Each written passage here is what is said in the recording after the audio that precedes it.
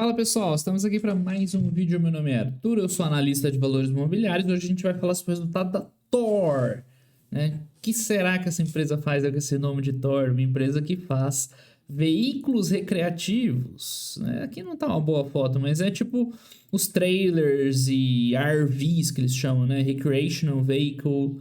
A gente já vai ver alguma coisa porque ao contrário da Signet de ontem, a Thor tem uma apresentaçãozinha, nada demais, tá? É bem simples, mas tem uma apresentação, facilita o meu trabalho aqui, um vídeo mais visual, né? O vídeo ele é muito visual, então, né, ó, eu tento sempre pegar essas empresas que tem pelo menos uma apresentação, uma explicação dos negócios, fica, acho que, melhor qualidade, né? Embora nem sempre é possível. E tem empresa boa que não tem figurinha. Vocês têm que acostumar a ler as empresas boas que não tem figurinha também. É curioso porque ela chama Thor e o código é THO, né? Eu pensei nisso agora. Antes de abrir o vídeo, não tem nenhuma empresa que o código é Thor. Você podia ter botado Thor logo, né? Enfim, deixa pra lá.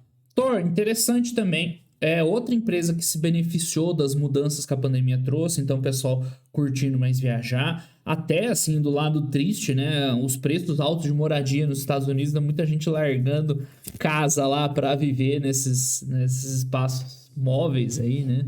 Nesses veículos móveis. Tem trailer, tem veículo, tem um pouquinho de tudo, a gente já vê. Mas a verdade é que ela tá com um resultado muito forte, tá? A demanda. Isso aqui é a queda global da cotação que a gente tá vendo, mas os números muito expressivos, né? Eles deram um salto violento na pandemia e vieram acompanhados também de rentabilidade de operacional, de geração de caixa. Então ela tá com números excelentes. E tem outro lance também, a Thor, como ela é um ciclo, voltando para a live de quinta-feira, que a gente falou de ciclo de caixa, de estoque, ciclo operacional, a Thor é uma empresa que trabalha com backlog, né? Como ela faz produtos, né, mais complexos, maiores e tal. Você não tem uma linha de montagem assim tão fácil de fabricar.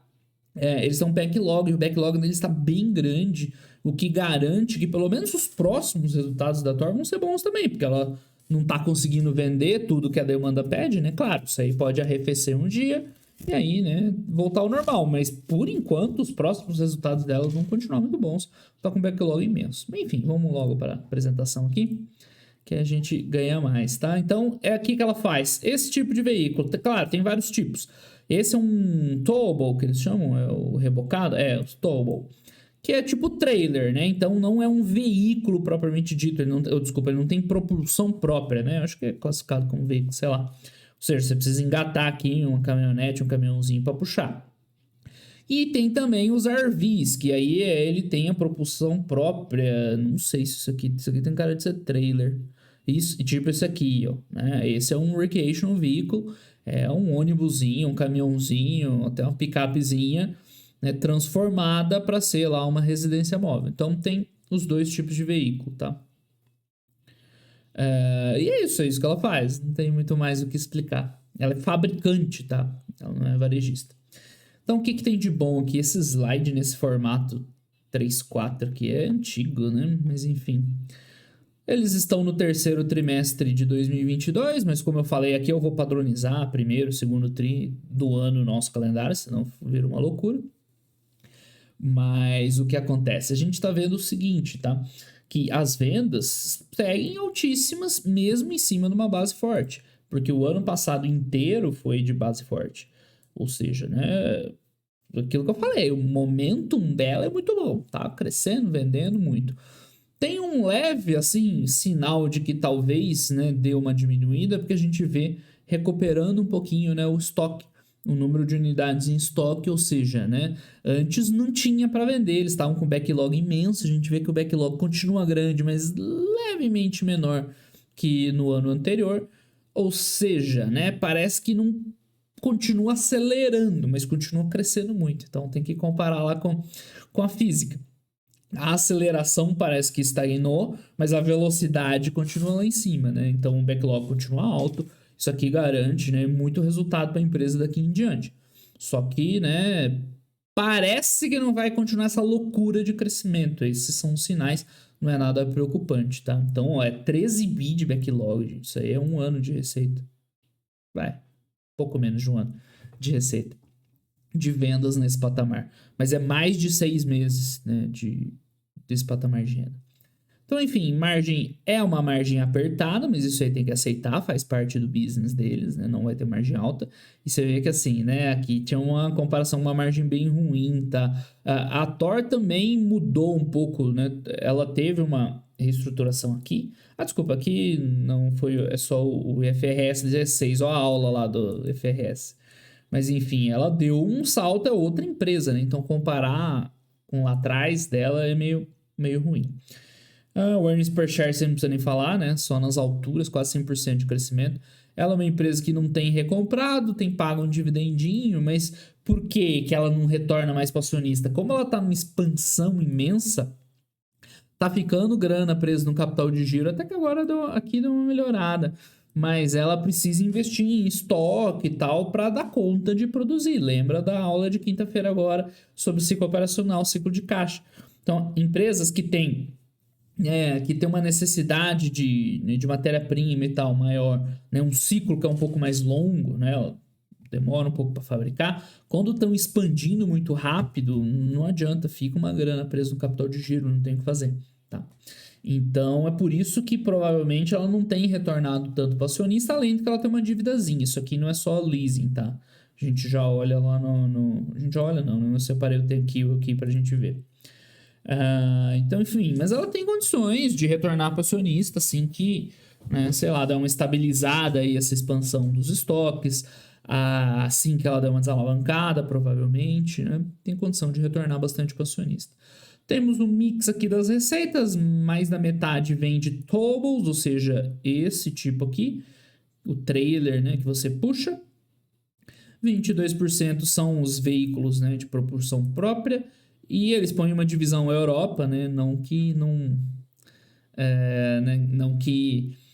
na Europa também vai ter turbos e motorized, mas né, diferente. Você vê que começou, né, mais recentemente, não tinha antigamente essa operação deles, tá? E tem outros serviços, tal, manutenção, enfim. Aqui eles estão falando um pouco do segmento, né, do mercado em si. Então, né, o crescimento das vendas aí, né, desculpa, é o segmento não do mercado em si deles, né, do mercado norte-americano de towables, tá voando, crescendo 50% de vendas, né, muito alto, expandindo margem, mais ou menos a margem da empresa. E o backlog estabilizou, né, caiu 7%, basicamente estabilizou. Estão mostrando que assim, não vai continuar expandindo aquela loucura, mas ainda tem muita coisa atrasada lá para ela entregar, né? Não é ruim isso aqui, tá? Ruim é se tivesse caído bastante, falar, né? As vendas novas estão fracas, a empresa está alcançando os pedidos, mas enquanto se mantiver, porque esse backlog está muito grande, assim, isso tem que ter em mente, né? Olha quanto que era o normal, vamos dizer assim. Tá? Então tá não sei quantas vezes maior, é muito mais alto. Então só dele se manter nessa região aqui assim, ainda é muito forte. Quer dizer, continua vendendo bem na ponta, né? Você continua com demanda na ponta e ela entregando aqui. Então não diminui, né? Tem demanda lá, tem empresa entregando aqui. No segmento motorizado, cresce um pouco menos, mas também cresce, a margem é parecida também, é bom. E o backlog, isso aqui inclusive aumentou, né? Mas mais ou menos flat, vai. Aqui tem, no backlog geral tem por linha, né? Tá mais ou menos parecido. Ou seja, continua bem aquecido também. E no segmento europeu, esse é o que não vai tão bem, né? Então parece que... Não é que não vai tão bem, não é ruim esses números, tá? Não são números ruins, né? É em cima de uma base forte, mas, pelo visto, o quente mesmo é Estados Unidos, né? Então, teve uma queda um pouquinho de vendas, aí tem, né, volume, tem um pouquinho de câmbio e tal, tirando, teria caído menos, mas a margem, né, é um pouco abaixo, tá lá, o backlog continua, então na Europa parece que não é o quente, né, o quente é lá nos Estados Unidos. Olha, um veículo mais modestinho, se bem que é imenso, né, só aquela vanzinha lá é grande, não é pequeno isso aqui não. Esse é o Motorized Vehicle, né, clássico. Ou outro aqui, né, esse é um caminhãozinho que tem lá a adaptação. Então é o que eu falei, né? Não é a melhor apresentação de todas, mas tem as informações que a gente precisa, tem um pouco mais de detalhe aqui do business, essa aqui a gente já viu. Na Europa, a principal atuação deles é na Alemanha.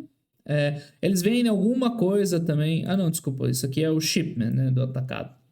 Então você vê o quanto acelerou. E os pedidos são muito maiores, né? Então isso aqui deve continuar forte. Eles têm várias marcas, né? Várias linhas e tal. Que mais que tem de bom aqui pra gente falar? Indiana, né? No estado de Indiana. Então aqui tem as linhas, né? Tanto de trailers quanto de motorizados na Europa. Então aqui a gente vê lá o Retail Registration, Wholesale Shipments, ou seja, né? Tem um detalhe aí, Folding Camper, Truck Camper, eu confesso que eu não vou saber explicar isso para vocês. Mas, né, tá aí. Aqui a gente vê também... aqui a gente vê a comparação do mercado. Sabia que tinha na apresentação em algum lugar? Com os concorrentes, tá? Então, eu sei que vocês dão muito valor para concorrente. Eu às vezes brigo, porque o pessoal acha que fica muito cego em saber com quem que ela tá concorrendo, quando a maior parte das vezes não faz muita diferença. Aqui é um caso desses. Até tem, mas você vê que ela domina o mercado totalmente. Ela tem 50% do mercado. Os outros players lá tem muito menos, né? Aqui tem o panorama da indústria como um todo, então a gente vive um momento bem aquecido. Uma indústria de altos e baixos, mas basicamente nunca teve esses números, né? Na história, tanto nos RVs, são os veículos, quanto nos towables, os trailers. Tá, o que mais? Motorized RV Outside Market Trends. Ué, qual que é a diferença? Sei lá, qual que é a diferença de RV para Motorized RV? Será que isso aqui é o total e aqui é os dois separados? Pode ser. Pode ser, né? Esse é o mercado total e aqui segmentado entre os trailers e os motorizados, provavelmente. Aí tem na Europa, você vê que tá crescendo também na Europa, que são as coluninhas amarelinho, né? Um amarelinho meio escuro. Também cresce, mas mais modesto, né? Os Estados Unidos que tá voando. É bom também. Gestão de capital, então você vê assim, a geração de caixa seguiu aumentando, né, ao longo do tempo. Mesmo com o CAPEX aumentando também, mas bem menos. Então a margem, a diferença aqui ó, do verdinho para o amarelo, que é o que ela gera de caixa, tá bem sólida, bem interessante. Eles estão subindo dividendo, mas não é um destaque, assim, não é ruim também 1%, mas você vê que é bem aquém do que ela gera de caixa, esse é o ponto. Ela não está retornando ainda para o acionista, né, a geração de caixa mesmo da empresa. Ela está empregando muito de volta no negócio, ela tem uma dívidazinha ali para administrar, né, a expansão aí precisa aumentar os estoques e tudo mais. A hora que ela, né, quiser assim, soltar, tem potencial bem grande, né? Mas, enfim, de qualquer forma, os dividendos são crescentes. Mas a prioridade, né, é reinvestir no negócio. Esse é o ponto. É uma empresa que está vivendo um momento de mercado muito favorável e está investindo no negócio, está certíssima, né? Paga lá um dividendinho, né, pequeno. Tem desalavancada a dívida, isso aí é sempre bom, ainda mais que agora a gente está vendo aumento de taxa de juros nos Estados Unidos, né? Não é um Brasil, mas quanto menos dívida, melhor. Que mais? Investimentos e recompra. Eles recompraram, novidade, né? 40 milhões não é pouco, não é igual a Signet, né? Mas é bastante, né? 1% não é desprezível, né? Mas não é os quase 10% que a Signet recomprou. Assim, ela não é uma empresa que está no momento de retornar para o acionista, mas a partir do momento que o negócio, né, der uma estabilizada, com certeza acho que ela vai ter condições. E é isso, ó, você vê, isso é bem bonito, hein? Um caminhãozão bonitão. Ok, pessoal, mais uma opção aí. Eu lembro que vocês gostaram quando eu fiz o vídeo lá de Specialty Retail, né? Uma empresa que tem um valor legal também, tá? Vamos ver o thank you. Cliquei sem querer aqui várias vezes, vamos dar uma olhada. Como eu falei, eu tenho que dar exemplo. Eu falei para vocês olharem o business, depois olhar aqui, né? Vou dar o exemplo também. Até esqueci no vídeo de ontem, mas hoje vai. Tá? Então, em relação aos ativos, né? Você vê que ela tem bastante coisa presa no capital de giro, né? Aquilo que eu comentei. Então, tem bastante recebíveis, bastante estoque, né? Faz parte. É um ciclo operacional mais longo, mais lento, né? 300 milhões em caixa, ela não é muito intensiva assim de imobilizada, né? Ela tem bastante intangível goodwill, aquelas marcas que ela foi adquirindo. Opa, não tá aqui, tá aqui. Que ela provavelmente deve ter ido adquirindo ao longo do tempo, né? Por isso que tem tanto goodwill intangível no balanço. Vendo como a gente consegue, né, descobrir umas coisas para trás. Em relação aos passivos, tem então lá, né, as contas a pagar também. Enfim, algumas garantias, tranquilo. E a grande diferença dela para a Signet de ontem, tá? Ela tem dívida, tá? Como ela não é empresa de varejo, é uma empresa que fabrica, ela não tem lá os liabilities de aluguel, né? Então, ou se tiver alguma coisinha que tá aqui, né, dentro de outra linha. Então, eles têm a dívida mesmo, long term debt. Então, tem 2 bi de dívida na Donator, que hoje, tá, é bem razoável frente ao resultado que eles estão entregando, né? Mas é uma dívidazinha, né? Não dá pra gente esquecer, né? A gente viu assim, a gente tem caixa líquido quando tira, né, o aluguel da conta, caso você decida por tirar. Mas eles têm 2 bi de dívida, tem dívida de curto prazo, merrequinha, né? Dívida bem de longo prazo, deve ter um custo baixo. Menos os 300 em caixa, né? É bem tranquilo. Quase uma vez o EBITDA, né? Ajustado. Enfim, olha lá as ações em tesouraria, né? Tá aqui. Em relação à DRE, a gente vê margem bruta baixa, é o que chama atenção, mas é a vida. Aqui tem os últimos 9 meses, né? A gente está no terceiro trimestre dela. E, enfim, não tem tanta amortização. Eles colocam amortização de intangível separado, né? Interessante. E tem muito a comentar, um lucro aí de 300 milhões de trimestre bem bom. Então a gente vê que ela está acelerando ainda, tá? Os últimos 9 meses, deu 850 milhões, ela está com 346. Ela não parece ser sazonal esse desempenho, porque como ela está com backlog, geralmente não é sazonal. Vamos ver aqui.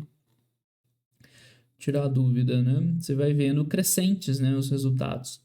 Então, ela tá num patamar, se tirar um run rate aqui, né, dá um resultado melhor do que o anual ainda. Tá, as ações a gente viu que eles compraram uma merrequinha, lucro líquido, já é rentável. E mais importante, né, ela tem uma geração de caixa legal.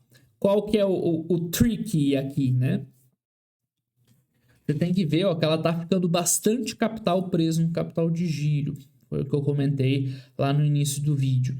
Então, assim, era para ela estar, se ela tivesse estabilizada, era para estar gerando aí 1 bi mais ou menos de caixa, né? Com uns 800 milhões de lucro, mais uma depreciação, amortização e tal, daria acima de 1 bi. Mas tá ficando muita grana presa em estoques irrecebíveis, por quê? Porque ela está num momento de expansão. Para expandir as vendas, ela precisa comprar mais matéria-prima, né? Tem contas a receber aumentando. E como a gente viu na live de quinta, ela tem um ciclo mais longo, mais lento, assim, né? Pesado. Então é normal a gente ver isso aqui em empresas que estão expandindo. A hora que ela estabilizar, vai melhorar essa gestão de caixa, tá?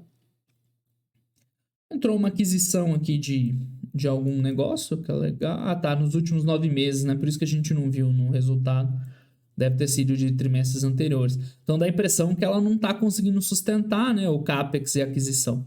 Mas confia, né? Confia que tem dinheiro para bancar isso aqui, né? A hora que estabilizar, com certeza ela vai conseguir bancar. Enfim, não tem muito dividendo, nada demais aqui para ver. Pronto, vimos os três demonstrativos.